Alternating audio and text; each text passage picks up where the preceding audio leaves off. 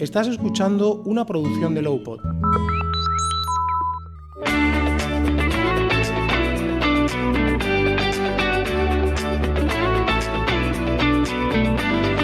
Bienvenido a Aprendizaje, el podcast de los jóvenes empresarios. Hola amigos emprendedores, bienvenidos a la segunda temporada de Aprendizaje, el podcast de CEAGE para los jóvenes empresarios. Un espacio en el que conocemos casos de éxito de jóvenes emprendedores y en el que el objetivo no es otro que ofrecer a todos los empresarios información de utilidad para sus negocios e inspirarlos con la experiencia de nuestros invitados. Como muchos ya sabéis, CEAGE es la Confederación Española de Asociaciones de Jóvenes Empresarios y lleva 30 años defendiendo la voz de los jóvenes emprendedores. Su objetivo es mejorar el entorno en el que nacen y se desarrollan las empresas y contribuir al fomento de su estabilidad, competitividad, innovación e internacionalización. Si eres empresario y tienes menos de 41 años, no lo dudes, este es tu sitio. Entra en la web www.ceage.es y consulta más información.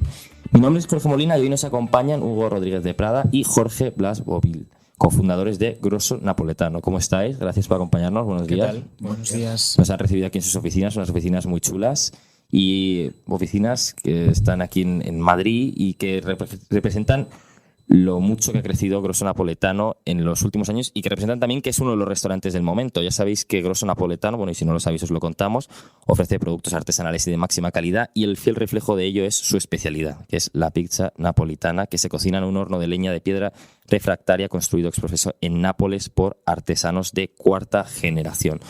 Grosso es un restaurante que cuida muchísimo los detalles y sus magníficas recetas además le han valido el año pasado el reconocimiento como tercera mejor cadena de pizza artesanal del mundo según el ranking de 50 Top Pizza, que creo que es la única compañía española que está en este ranking, lo cual pues representa lo bien que están haciendo pues las cosas aquí en Grosso. No es casualidad que cada vez sean más los enamorados de Grosso y que la compañía haya crecido tan rápido en apenas 5 años. Pero hoy vamos a conocer, más allá del presente, sobre todo la historia, el recorrido que ha tenido. Así que si os parece, empezamos hablando de los inicios, porque la empresa nace en 2017, pero ambos teníais una relación previa con la gastronomía, ¿no? Y concretamente con la gastronomía italiana. ¿De dónde nace la idea de crear Grosso? ¿Nace precisamente de ahí? ¿Es un proyecto que habéis tenido antes y no habéis podido llevar a cabo? Contadnos un poco. Bueno, buenos días a todos. Gracias, Jorge, y gracias a todos vosotros por darnos esta oportunidad. Pues sí, efectivamente, los dos habíamos tenido algo de contacto ya con la gastronomía italiana. En mi caso, independientemente de qué años atrás había estado en Nueva York viviendo y había tenido un primer contacto con lo que era la pizza napolitana, que desconocía cómo era, pues sí que es verdad que en 2015 emprendimos junto a otros dos amigos y empresarios un nuevo concepto que se llama Ornella, un restaurante, una trattoria que estaba en la calle Velázquez, y en la cual pues ofrecíamos pues lo típico, ¿no? de la cocina italiana, pues todo tipo de platos, desde pizzas hasta pasta, hasta incluso carne, ¿no? Entonces al final, pues bueno, lo que fui viendo personalmente en ese proyecto es que teníamos una variedad de oferta muy amplia, pero no éramos los mejores en absolutamente nada, ¿no? El equilibrio precio-placer era bueno, pero a su vez el servicio era un servicio complejo porque los clientes de la calle Velázquez pues son muy exigentes. Y pues de alguna manera sentía que hacía falta diferenciarse en algo, ser los mejores o al menos intentarlo en algo, ¿no? Y de ahí pues se me ocurre la idea de simplificar el concepto, de centrarme en lo que era más importante, que es la pizza napolitana. Ya había conocido previamente a Hugo por un tema de trabajo, él conocía perfectamente lo que era la pizza napolitana, nos contará por qué, y a partir de ahí pues decidimos ir para adelante y emprender con lo que es hoy en día Grosso Napoletano. Hugo, ¿por qué conocías ya la pizza napolitana? Cuéntanos. Bueno, un poco el origen y bueno, a mí siempre me ha gustado la gastronomía, siempre desde el ángulo del consumidor y siempre me ha encantado explorar. Entonces, justo en ese año 2009-2010, que sin conocer a Coque y él también vivió una temporada en Nueva York, pues yo en mi caso viví con la que era mi novia, a día de hoy mi mujer, y justo muy cerca de casa nos abrieron una auténtica pizzería napolitana y empezamos a ir de manera recurrente. Y yo básicamente tuve un flechazo con la pizza desde el principio. Y a la vuelta a España pues intenté montar una pizzería napolitana. Todo realmente salió mal, desde el local hasta el concepto, hasta todo. Y básicamente pues bueno, no salió hacia adelante. Tuve que guardar el business plan dentro de un cajón. Y luego evolucioné toda mi carrera a través de, sobre todo, mi especialidad, que es el marketing. Monté una agencia que se llama Crepes & Texas, que luego se fusionó incorporándose dentro del portfolio de una consultora muy grande que se llama Making Science, y en ese punto fue cuando conocí a Coque, que nosotros como agencia trabajábamos para Coque en su primer proyecto de Ornella, pues trabajando todo lo que es la parte más de branding, la web, diseños de las cartas y demás. Y empezamos a compartir un poco los diferentes conocimientos que teníamos la pizza. Yo en su día, en el 2010, estuve alguna vez en Nápoles. Pero bueno, o sea, yo creo que los dos teníamos cierta relación con la pizza, pero lo que conocemos hoy comparado con lo que conocíamos en su día, pues yo creo que era casi ridículo. Entonces, pues un poco fue tirarnos como un poco al vacío. Y desde que comenzamos a diseñar el proyecto, que yo creo que fue como justo después de verano del 16, pues básicamente montamos una presentación, hicimos unas fotos, incorporamos a los inversores, que son los mismos que se incorporaron desde el principio, siguen siéndolo hoy, que al final son familia y amigos, y cogimos las mochilas y nos fuimos para Nápoles a seguir investigando. Precisamente por eso os quería preguntar, por si os habéis empapado de la cultura italiana, porque además me decías que lo que sabéis ahora es mucho más que lo que sabíais entonces. Os fuisteis, como decís, a Nápoles y estuvisteis allí aprendiendo, entiendo, a cómo se hacía la verdadera pizza napolitana, ¿no? Sí, un poco la intención era, lo que habíamos identificado en su día era que pues, después de la revolución de la hamburguesa, al igual que pasó en Estados Unidos, en concreto en Nueva York, vino la revolución o la dignificación y vuelta al origen de la pizza. Y lo que quisimos explorar es cómo podemos traer esa tendencia a España, ¿no? Entonces, pues bueno, hemos viajado en multitud de ocasiones. En su día, los primeros viajes, pues bueno, eran más viajes a través de una familia que nos echó una mano al principio, pues el ponernos en contacto con unos y con otros y empezar a aprender casi desde cero sobre las fermentaciones, diferentes harinas, diferentes proveedores, incluso de hornos. Y yo creo que, bueno, hemos ido aprendiendo mucho. Tenemos todavía los dos un reto pendiente, que es aprender italiano, que yo creo que cada uno lo intenta un poco a su manera. Yo también, Duolingo. Y el ragazzo mangia la mela. Exacto. Que has quedado ahí. Voy un poco más adelante, pero no mucho más, ¿eh? Pero, por ejemplo, el padre de nuestro cámara que está hablando hoy lleva una racha de 1400 días, me parece. Lo cual es en Duolingo, ¿no? Eso tiene. Pero además fue porque se lo dije yo, que es muy gracioso. Le presenté un día la app y lleva desde aquel día haciéndolo 1400 días seguidos. ¿Y lo más importante, con qué idioma? Inglés, no, alemán. Alemán. Bueno, crack, macho. Yo llevo 1400 días seguidos recibiendo el típico email de no te olvides de nosotros. Sí, yo lo recibo todos los días también, esa notificación. No, Duo está triste si no haces Duolingo. Más allá de esto, que seguro que aprendís italiano, quería retomar el tema de la diferenciación que hablaba antes Coque, porque claro, restaurantes italianos hay muchísimos en todos los lugares del mundo, ¿no? Yo creo que viajas a cualquier sitio del planeta y te puedes encontrar un restaurante italiano. Dentro de España hay también muchos, hay cadenas grandes como Gino's o Tagliatella, hay restaurantes más pequeños, hay pequeñas trattorías. Y claro, la diferenciación, ¿entendisteis? ¿Es el primer momento que debía ser la pizza, debía ser esa vuelta al origen? ¿O sobre qué pivota vuestra diferenciación? Sí, o sea, yo creo que lo que tuvimos claro desde el principio era tener un posicionamiento claro, que al final es grosso napoletano, auténtica pizza napolitana, y sobre eso explorar cuál es el origen y qué es la pizza o la auténtica pizza napolitana, ¿no? Éramos conscientes de que realmente era un segmento complicado, ¿no? En el que encontrar hueco, un segmento saturado. Entonces, desde el principio intentamos generar a través de diferentes detalles ese ángulo de diferenciación, ¿no? Entonces, en concreto, tenemos 4 pilares que seguimos respetando desde el principio, que sería pues, bueno, lo que es todo lo relacionado con la masa y las fermentaciones, siendo muy respetuosos con que las masas lo que necesitan es tiempo, control de temperatura y hacer las cosas bien y dejar que fermenten, porque por el otro lado pues tienes toda la oferta de pizzas industriales y muchos tipos de fermentos químicos que pueden acelerar el tiempo. Al final, si tú lo piensas, el tener una masa con una temperatura controlada, el tiempo es dinero porque te cuesta tiempo, sí, te cuesta dinero el almacenarlas, ¿no? Luego, en paralelo, teníamos el horno, que bueno, pues al final son hornos construidos por un artesano ahí en Nápoles, de piedra reflectaria, que además es muy curioso porque durante los primeros locales nos medio entendíamos con el proveedor. Yo creo que el proveedor casi no hablaba italiano, hablaba casi napolitano. Y ahí teníamos... Eso no viene en Duolingo, ¿no? Pero es imposible de aprender. O sea, eso o naces o estás jodido. Pero ¿lo encontrasteis a la primera, quiero decir, o fue muy arduo el proceso de encontrar tanto la fórmula como los hornos? No, yo creo que eso fue bastante rodado todo en general. Teníamos muy claro cuál era la propuesta de valor, que yo creo que eso es lo más importante. Claro, sí. Y desde el principio pues supimos rodearnos de gente que nos aportaba, un buen pizzero, que es la clave, ¿no? Que es uno de los pilares que ha dicho Hugo, que al final te da su su fórmula de masa, la vas probando, vas mejorándola. En el caso de los hornos, pues teníamos algún contacto de nuestra experiencia, nuestra expertise en la gastronomía italiana y pues bueno, van surgiendo cosas, ¿no? Entre familia, amigos, van llamando a uno y a otro y poco a poco le fuimos dando forma y la verdad es que con nuestra poca pero valiosa experiencia, más todo lo que nos supimos rodear, pues salieron las cosas muy, muy fácil, ¿no? ¿Y hubo que hacer en cierto modo, educación hacia el consumidor para que entendiese qué era la pizza napolitana y qué era la vuelta a origen, claro. o no hizo falta? Por eso,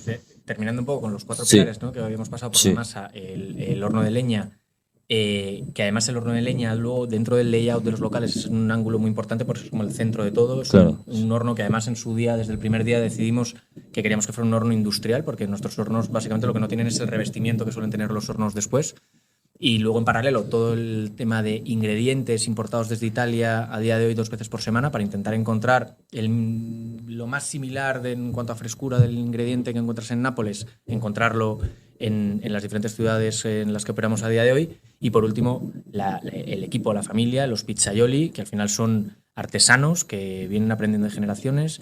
A día de hoy también tenemos nuestra escuela de pizzaioli donde formamos pizzaioli de escuela napolitana y que representan un arte, representan una cultura y fueron reconocidos justo además después de que abriéramos como 6 o 7 meses después, fueron reconocidos como patrimonio nacional de la UNESCO, intangible de la UNESCO y bueno, pues es un poco un orgullo de no solamente traemos la pizza por traer una buena pizza y volver al origen de la pizza, que hay muchas veces que innovar implica el volver un poco al origen, ¿no? Y es como vamos a quitarnos del medio todo lo que consideramos que a lo mejor no aporta valor y vamos a volver a ese origen para dignificar otra vez la propuesta. Pero bueno, sí, Jorge, al final hacía referencia a la filosofía. Creo que precisamente el otro día repasamos la misión de la empresa y es algo que hemos defendido desde el día 1, ¿no? El hecho de reivindicar el arte, la pasión, la autenticidad de la cultura napolitana. Todo ello disfrutando de la auténtica pizza napolitana, como dice Hugo, y como hemos añadido hace poco, a nuestra manera, ¿no? ¿Qué incluye en nuestra manera? Pues con un brand equity muy potente, con una experiencia diferencial, con un servicio que va más de la mano casi de la hospitalidad que del servicio de te sirvo una pizza, una Coca-Cola, y todo ello pues hace de grosso un concepto que nosotros denominamos redondo, pero que seguramente pues tenga imperfecciones y pueda seguir mejorando. Claro, es que yo creo que es un restaurante, es una cadena que cuida mucho los detalles. Sí. Yo creo que me parece muy importante esto que decías de que es una experiencia, es más allá de ir a comer, ¿no? Yo creo que eso también lo diferencia de otros muchos restaurantes italianos, y como decíamos, que hay una competencia feroz en este sector, ¿no?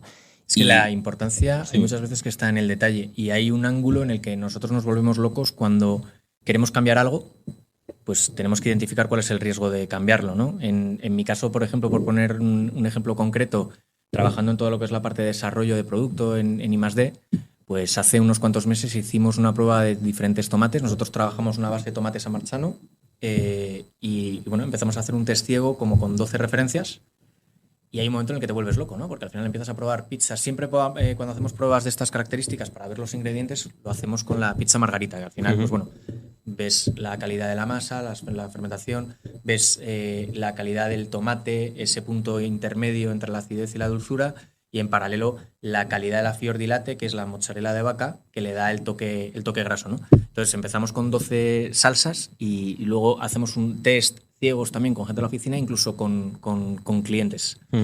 Y de ahí sacamos los resultados. ¿Qué pasa? Que tú, una decisión que podrías tomar en un ángulo más de precio únicamente, decir, no, vamos a cambiar el tomate para rebajar el coste, nosotros no entramos en esa dinámica, sino que trabajamos siempre con el objetivo de que el producto no pierda su magia. Que es muy importante, ¿no? Y al final como eso en todo. Yo creo que es también un buen ejemplo, ¿no? Para la gente que nos esté escuchando, cómo habéis crecido realmente respetando vuestra propuesta de valor, ¿no? Y que uno se cuida de los detalles y esa filosofía, que justo lo hablaba antes con Laura. Digo, joder, claro, vosotros empezasteis con un restaurante y ahora tenéis 39, si no me equivoco, 39 locales en 21 ciudades. Y claro, entiendo que también es complicado mantener esa esencia conforme vas creciendo, ese cuidado a los detalles, y vosotros lo estáis consiguiendo. Y yo creo que es algo que es muy relevante y de admirar. Esforzarnos mucho porque, como bien dices, es un cuello de botella a la hora de crecer. Hay ciertas cosas que nos limitan mucho el crecimiento, pero también es una barrera de entrada para otros futuros competidores, ¿no? Con lo cual intentamos encontrar ese equilibrio y no te digo que no sea fácil, difícil, pero bueno, pues al final pues lo estamos consiguiendo poco a poco. Como bien dices, teníamos 39 locales en 21 ciudades y bueno, muy contentos, la verdad, porque los siguientes meses y años pues se presentan al menos ilusionantes. Pues yo creo que de verdad que es clave, insisto, lo de la experiencia que vendéis, que yo creo que es algo propio de los nuevos restaurantes que están surgiendo en los últimos años. Quizás hay buenos ejemplos de ello, quizás también porque está en toda una nueva generación con otro tipo de formación, ¿no? También más en marketing y tal. Y cómo fomentáis eso, el tener vivir una experiencia que sea más allá de un claro. Entonces yo creo que eso es algo muy importante también para fidelizar y crear ese vínculo, ¿no? Emocional con el consumidor, que a día de hoy, bueno, tú que vienes del mundo de marketing lo sabes perfectamente, ¿no? Sí, al final, o sea, el momento relacional es importantísimo. Nosotros como marca, como personalidad napolitana, entendemos que nuestro lenguaje es la pizza, nuestro lenguaje son los diferentes canales, son los restaurantes, que es donde o las pizzerías, que es donde nosotros generamos los clientes, pero luego también tenemos un ángulo en el que estamos en canales tanto de takeaway como delivery. El delivery lo trabajamos tanto en nuestra plataforma propia, en nuestra web, y trabajamos con diferentes plataformas. Y bueno, entendemos que aparte de ofrecer esa pizza, tenemos que ofrecer la experiencia. Coque, por ejemplo, que lleva todo lo que es la parte de expansión, pues se esfuerza con su equipo en encontrar en que cada uno de los locales sigas teniendo esa experiencia que tenemos desde el primero, ¿no? Y luego además es encontrar un poco los ángulos para que todas esas limitaciones operativas que te generan fricciones de cara a poder escalar, pues poder eliminarlas pero sin perder la identidad. En cuanto a la parte de trabajo de marca, de generación de contenido, pues bueno, tenemos la gran suerte de ser Nápoles y representar Nápoles.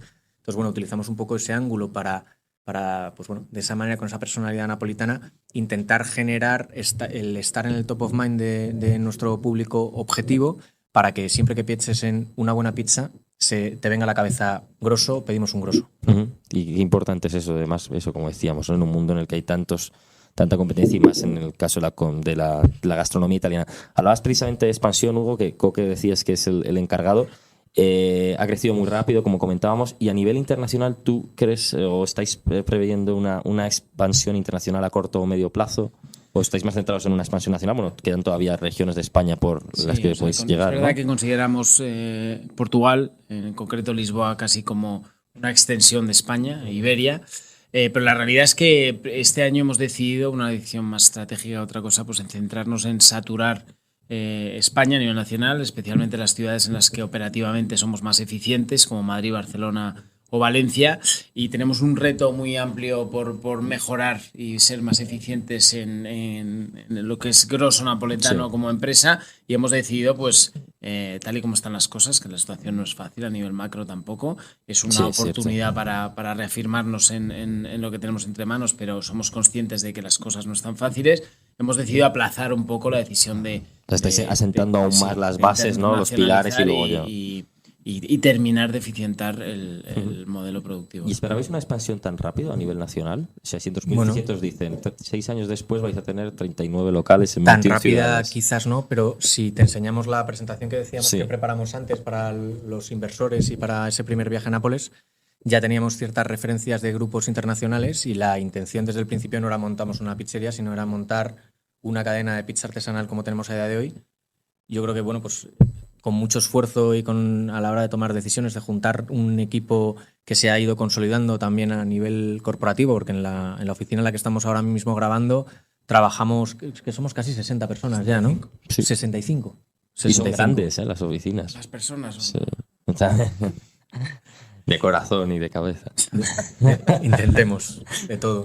Pero bueno, pues al final yo creo que la ambición que tenemos desde el principio era clara. Seguimos teniendo esa ambición, pero hay ciertos momentos, como dice Coque, en los que quizás hay que consolidar las cosas que hemos hecho. Este año vamos a terminar con 43 locales, que son ¿cuántas aperturas? 16. 18 aperturas en concreto. Entonces, claro, el consolidar 18 sale a apertura cada medio mes, prácticamente, ¿no? Pero vamos, cada 20 días, más o menos. Claro, entonces consolidar... O sea, y tú vas a cada apertura. O sea, que te estás haciendo un tour chulo, ¿no? Por España. La apertura soy yo, sí, un poco más en la parte de... Sí, que me dedico a encontrar el local, y luego toda la parte de diseño y obra, con lo cual hago alguna visita esporádica antes de la previamente para pero vamos, que estáis haciendo buenas rutas, ¿no? Por España, o sea, estáis conociendo bien la carretera, ¿no? Sí, España castiza. La verdad que sí.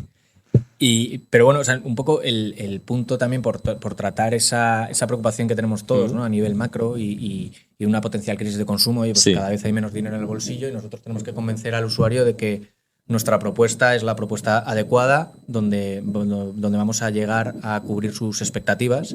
Y entonces luego, por otro lado, pues claro, tenemos una situación en la que cada vez los costes, el coste de materia prima sube, pero no queremos impactarlo en el pricing, porque al final queremos ser pues bueno, el origen de la pizza es la comida del pueblo, ¿no? Queremos ser algo popular, queremos ser la pizza de barrio, donde sabes que vas a tomarte una buena pizza, que vas a vivir esa experiencia grosso de la que hablábamos antes. Y entonces es encontrar un poco el equilibrio para encontrar un ángulo en el que puedas seguir teniendo rentabilidad, para poder seguir creciendo y en paralelo no subir demasiado los precios, porque si no dejaríamos de ser democráticos y de ser una oferta popular. Justo esa palabra te iba a comentar, porque en alguna entrevista había leído que habías dicho la democratización de la pizza, ¿no? Que es un concepto que es muy chulo y a raíz de todo lo que estás comentando yo creo que se entiende a lo que os referís. Si hablamos precisamente de dificultades, ¿no? Si hablamos de dificultades a la hora de emprender, os pregunto cuando empezasteis, pero también ahora, porque claro, tú lo decías, el contexto macro está complicado, a nivel alimentación, hay una inflación muy importante, ¿no? En productos que utilizáis vosotros en vuestro día a día, el tomate, el aceite, los huevos, los lácteos. ¿Cómo se está afectando eso? ¿Y es esta vuestra principal dificultad? ¿Encontráis otras dificultades a la hora de seguir expandiendo el negocio? Yo creo que dificultades encontramos constantemente. Justo antes lo comentábamos, ¿no? Antes de empezar, de recibiros aquí, y hablábamos un poco pues eso, del aprendizaje, de iterar, de la prueba y el error, y de que siempre piensas que vas a solucionar algo y que luego va a ser todo perfecto, y no, porque surgen otros problemas, y eso forma parte de emprender y forma parte a la hora de crear y expandir y escalar proyectos. Lógicamente, pues bueno, hemos tenido diferentes fases durante estos casi 7 años en los que nos hemos encontrado con todo tipo de retos, y al final hay una parte importante que es el aprender a adaptarte para poder superarlos, ¿no? En concreto, antes pues comentábamos con mucho cariño la época del COVID, que fue un golpetazo para todos, pero para nosotros fue una época de evolución. Y siempre decimos que es como que grosso paso de ser un niño a un adolescente. Nos ayudó mucho a madurar, nos ayudó mucho a reflexionar, a unirnos para poder sacar las cosas adelante. ¿Crecisteis en delivery en aquella época, entiendo? Sí, o sea, pues bueno, un momento en el que tuvimos que cerrar todos los hornos menos uno, y a partir de ahí empezar a trabajar delivery, ir abriendo de manera muy capilar los locales y volver a recuperarnos. Nos valió mucho para asentar las bases de lo que somos a día de hoy. Nos valió para evolucionar tanto como personas, como empresarios y como equipo, como familia. Impulsamos un proyecto que llamamos Food for Heroes, que básicamente nos unimos a muchas otras marcas, tanto de restauración como de alimentación, y lo diseñamos en diferentes ciudades de España para apoyar a los sanitarios enviándoles comida, que era como un pequeño empujoncito, y para nosotros la verdad que nos dio la vida.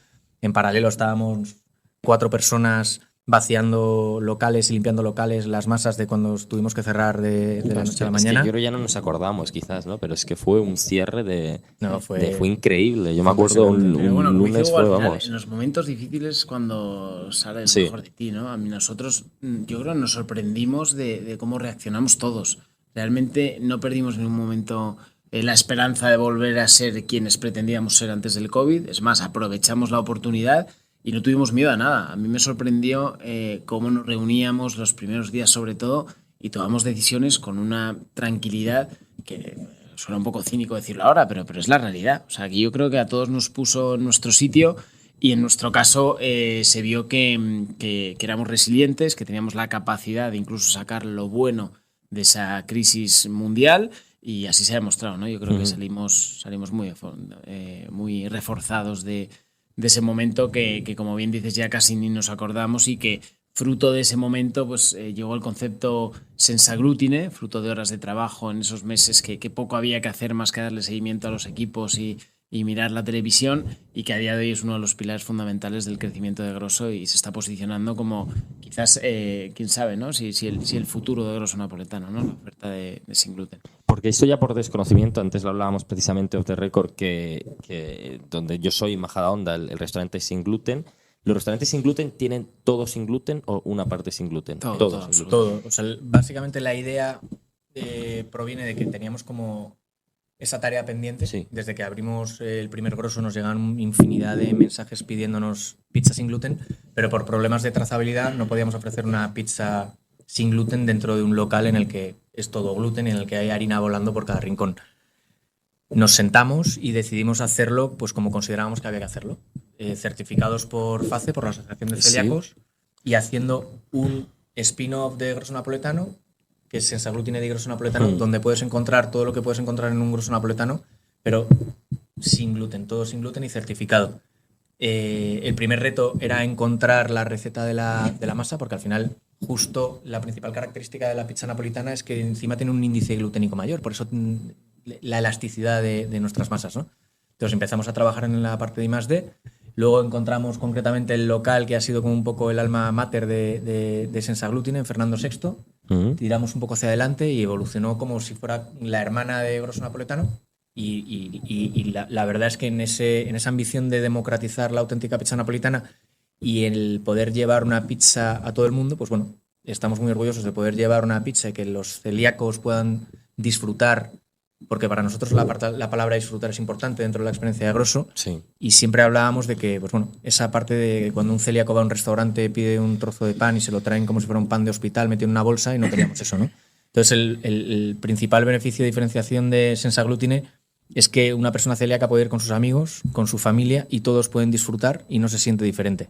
Claro, hablabas de FACE, y yo recuerdo haber leído hace cosa de 2-3 meses un estudio de FACE, ¿no?, que hablaba del coste de la compra para los celíacos, que muchas veces son los grandes olvidados, y evidentemente los productos para celíacos tienen un coste extra. ¿Esto cómo lo habéis gestionado también? ¿Lo habéis tenido muy en cuenta? ¿Cómo habéis gestionado esta cuestión? Bueno, en un principio es verdad que la materia prima es algo más cara en términos de materias sin gluten, pero bueno, intentamos desde el principio que la propuesta de valor del concepto sin gluten fuera una especie de upgrade de grosso napoletano en cuanto a look and feel también, en cuanto a vajilla y demás, y eso es lo que ofrecíamos al cliente, ¿no? De alguna manera. El ticket medio es ligeramente superior, un 15%, pero la realidad es que con el paso del tiempo nos hemos dado cuenta que bueno, pues la gente es menos sensible al precio de lo que creíamos y tiene perfectamente asumido que el concepto sea un poquito más caro que el otro, y lo acepta con lógica y es congruente en ese sentido, ¿no? O sea, creemos que la experiencia está, como siempre hemos dicho, ¿no? Tenemos un modelo que el equilibrio precio-placer es evidente y que la experiencia del cliente está incluso por encima de ese equilibrio, ¿no? Hablemos de aprendizajes, porque este podcast se llama Aprendizaje y siempre nos gusta preguntarle a nuestros invitados qué es lo que han aprendido, ¿no?, a lo largo de su carrera como emprendedores. Quería preguntaros a los dos, ¿no?, qué es lo que habéis aprendido, qué es lo que destacaríais de todo el conocimiento que habéis adquirido en los últimos años. No sé si es lo que hablabas, Coque, de la resiliencia. No sé, Hugo, tú sé que emprendiste, como nos comentabas antes, intentaste emprender por primera vez con un restaurante italiano y no funcionó del todo bien. No sé si es la importancia de las segundas oportunidades. ¿Qué nos podéis contar al respecto de principales aprendizajes que destacaríais? Como emprendedor, Sí. bueno, pues que lo principal que para emprender una idea tienes que creer en tu proyecto. Comentaba antes en Ornella, ¿no?, que quizás lo que me faltaba a mí en Ornella es creer en que éramos los mejores en algo, ¿no? Creo que es fundamental, y tomar decisiones en ese sentido, ¿no? Ser consecuente con tu modelo de negocio e intentar no ser veleta. Ya sé que recibes información de un lado o de otro, hay mucha gente interviniendo en la toma de decisiones, pero tienes que ser consecuente con tu propuesta de valor, ¿no? Creo que es fundamental en ese sentido, como más a nivel personal. Creo que es clave pues ser buena persona. No hay ningún líder, ningún emprendedor, más bien ningún emprendedor que sea buen líder sin ser buena persona, ¿no? Creo que es fundamental conocer a tu equipo, apoyarte en tu equipo, ser consciente que al final las relaciones humanas tienen que estar por encima de todo, porque tú te puedes cargar al mejor trabajador si no tienes una relación buena o no le haces sentir cómodo, y creo que es fundamental en ese sentido. Y bueno, pues no sé, Hugo, ¿tú qué has aprendido? Sí, yo diría que... ¿Tú qué has aprendido? Es como un profesor un poco en una clase. Bueno, yo te diría que aprendemos cada día, ¿no? Que en relación a lo que hablaba antes, que bueno, hoy estás aprendiendo algo y cuando consideras que ya lo has aprendido te aparece el siguiente aprendizaje o reaprendes lo que habías aprendido hace tiempo, ¿no? Yo diría un poco que hay que encontrar una mezcla entre las emociones y la cabeza, entre el corazón y el cerebro, que hay muchas veces que es muy complicado. Luego, lógicamente, a la hora de emprender y de tirarse a la piscina hay que quitarse ciertos miedos y tirar para adelante. Y hay muchas veces que es mejor lanzar cosas, probarlas, iterar antes de esperar eternamente a que todo sea perfecto, porque nunca va a ser todo perfecto, y eso es algo de lo que vamos aprendiendo constantemente. Siempre hay una frase que recordamos con mucho cariño, porque cuando entró Bruno, que es nuestro director general, que entró en verano del 19, yo le decía, Bruno, ¿y cuándo vamos a tener todo solucionado? Y él decía, nunca. Y al final te vas dando un poco cuenta de eso, ¿no? Claro, cada día surge un de que problema. cada día surgen diferentes retos, cada día hay aprendizajes, cada día te equivocas y sigues aprendiendo tanto de los fracasos como de esas equivocaciones para poder implementarlas en el futuro, y es un camino que nunca va a perder, vamos, que nunca va a acabar, ¿no? Que no tiene un final. Y luego hay una parte, pues bueno, también como muy emocional de emprendedor, que es esa ambición, esas ganas de hacer, esa obsesión por hacer las cosas y porque salgan hacia adelante, que dándose la mano con toda esa parte de corporativización y de compartirlo con personas que van entrando con sus especializaciones y que son expertas en cosas muy concretas y que te dan 1000 vueltas, entonces pues bueno, vas aprendiendo de ellas, vas aprendiendo a delegar y vas aprendiendo a trabajar las cosas más en equipo. Yo creo todo lo que dices, bueno, no se resume solo en una única palabra, ¿no? Pero hay una palabra que es muy importante, yo creo que es pasión, ¿no? Que por emprender, pero también por lo que nos contabais en vuestros inicios, como viniendo de mundos diferentes, ¿no? Entrelazáis esta relación por pasión al final por un tema, ¿no? Y en este caso, como viajáis a Italia, eso, si no hay pasión, uno se hubiese quedado con la masa de la cocinera de Mercadona y listo, ¿no? Y eso es una parte como superimportante. de crear, de querer ofrecer una experiencia, en este caso es la experiencia a través de Grosso, pero podría ser cualquier otro tipo de pero eso tiene que salir de dentro, o sea, que decir, esa Sí, pasión pero para... efectivamente, Jorge, pero como dice Hugo, de crear, de querer Sí, y de creer en tu proyecto. Claro. Porque yo creo que es que cualquier emprendedor es incapaz de llegar lejos si no cree en su proyecto. Y no todo el mundo cree en su proyecto, es una realidad. no. Y además vosotros tenéis una propuesta, bueno, y tenéis una propuesta de valor muy bien definida y que la habéis sabido bueno, rodear muy bien de otras propuestas, ¿no? De valor. Muchas gracias. De nada. Tratado. Luego os dejo el currículum. Más allá de esto, nos vamos acercando al final del podcast. Hablábamos de los aprendizajes. Más allá de lo que nos comentabais, en un mundo como el actual, tan globalizado, con un contexto macro, vamos a decir como mínimo incierto, por no decir complicado, para no desanimar a la gente, ¿cuáles creéis que son las otras claves para emprender? Y para emprender en el mundo de la restauración, o sea, ¿qué le diríais a alguien que quiera iniciarse en este mundo? Porque es un mundo complejo, ¿no? Entiendo. Yo te diría que cuando hablas de la globalización, tenemos la suerte y por el otro lado también el reto de que lo que está pasando hoy en Los Ángeles, mañana ya lo conoce todo el mundo, en el mismo día ya lo conoce todo el mundo, ¿no? Entonces hay una parte que quizás nosotros teníamos un poco esa ventaja, ¿no? De que en el año 2009-2010 pues las cosas no viajaban tan rápido. Yo creo que ahora todo se globaliza mucho más rápido y aparecen muchas oportunidades y luego también por lanzar un mensaje en positivo a los jóvenes de hoy, a los nuevos emprendedores o gente que tenga esa pasión de querer emprender. Pues bueno, nosotros somos hijos de la crisis anterior. Yo en mi caso terminé la carrera en el año 2008 y me incorporé todos, en el mundo laboral en el peor de los momentos. Sí. Y en esos peores momentos es cuando si pues, sigues un poco esas intenciones, esas pasiones y eres perseverante, acabas encontrando oportunidades que en tiempos de bonanza no existen. Así que yo me imagino que durante los años siguientes que todo pinta que vamos a pasar unos años así un poco volátiles y complicados. Llevan diciéndolo 2-3 años y aquí seguimos, que es llamativo. Sí, bueno, al final acabará llegando con las subidas de tipos y estando como estamos. Pero bueno, que surgirán nuevas oportunidades y sobre todo es eso, es que la vida es muy larga y que al final yo hablaría de que tengamos mentalidades más largoplacistas. O sea, no pensemos en la aspiracionalidad del éxito de que te venden un poco en redes sociales, de que parece que cualquier persona emprende y a los 10 minutos ha facturado 1 millón de euros y a partir de ahí por tu compañía vale... Nos gusta preguntar a nuestros invitados que son emprendedores exitosos, ¿no? Que no han tenido que serlo a la primera, pero nos gusta preguntarles por ese aprendizaje, por esas dificultades, porque es verdad que ahora se vende una cara del emprendimiento que es apúntate a este curso y en un día vas a estar facturando 400.000 euros, ¿no? Y es muy importante también conocer todo lo que hay detrás y todas esas dificultades y esos retos a los que se enfrentan los emprendedores en su día a día. Coque, ¿tú cuál crees que es la clave para emprender actualmente? Justo en el mundo de la hostelería hablábamos antes de diferenciación, que creo que es uno de nuestros puntos clave. Sé que es difícil diferenciarse, pero hay que intentar diferenciarse y luego, sobre todo, poner el foco en el cliente. Hablábamos de la hospitalidad por encima del servicio, creo que es fundamental. El saber tener sentido común para tomar decisiones comunes, no hay que complicarse tanto la vida para diferenciarse y para hacer feliz a la gente, que al final es lo que queremos y de lo que vivimos.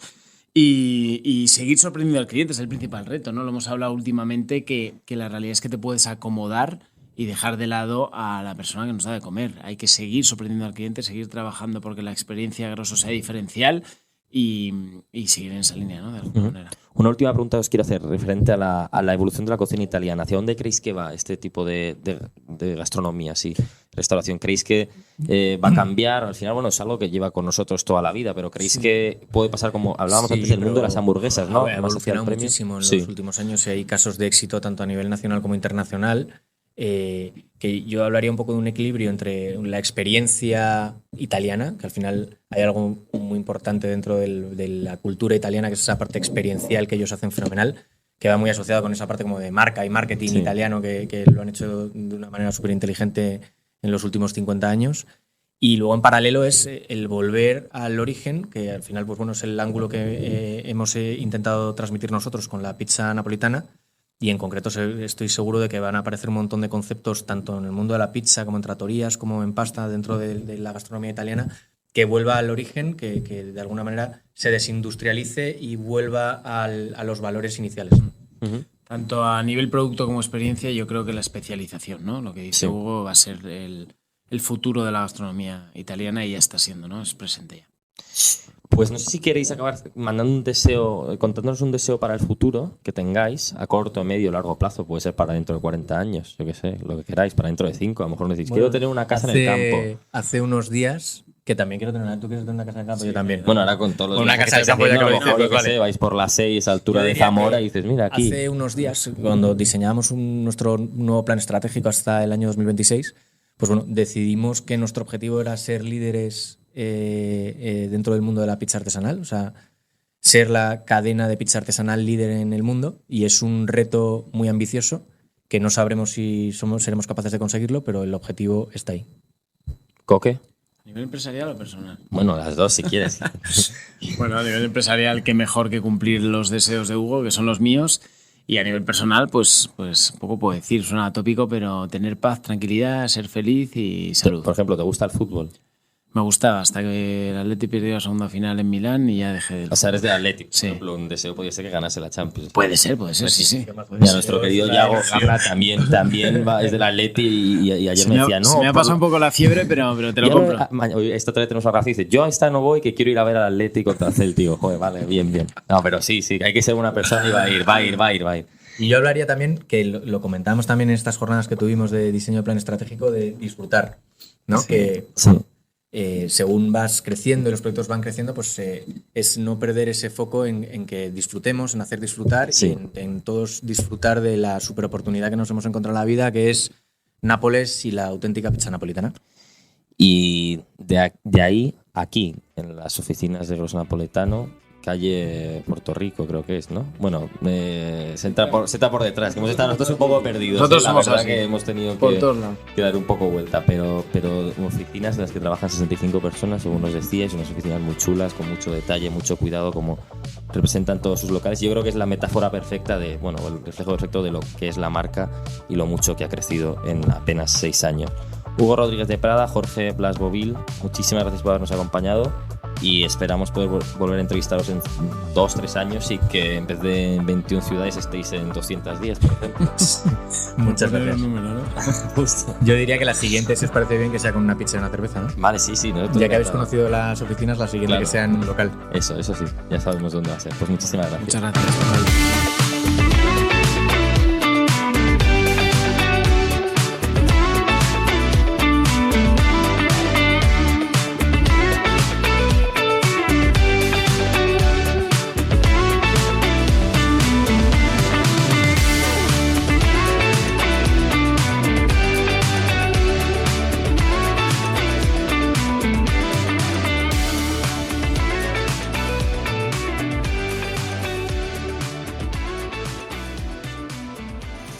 Cada vez son más las marcas que apuestan por el podcast como herramienta de comunicación.